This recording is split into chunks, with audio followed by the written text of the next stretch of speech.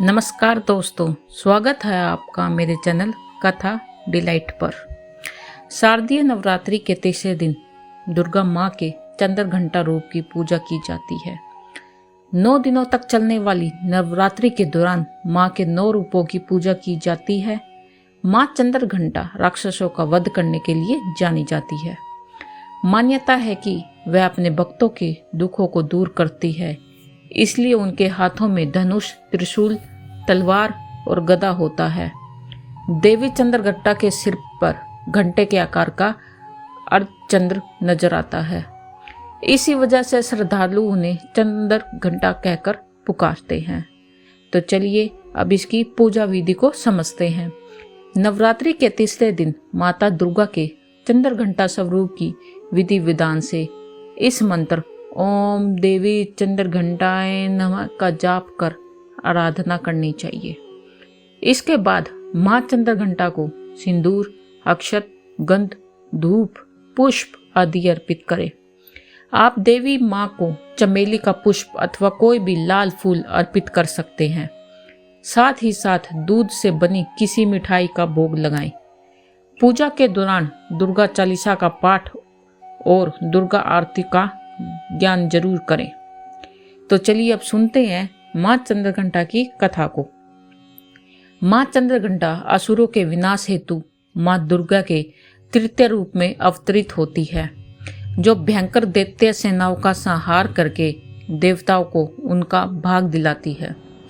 भक्तों को वांछित फल देने वाली है। आप संपूर्ण जगत की पीड़ा का नाश करने वाली है। जिससे समस्त शास्त्रों का ज्ञान होता है वह मेघा शक्ति आप ही है। दुर्गा भव सागर से उतारने वाली भी आप ही है।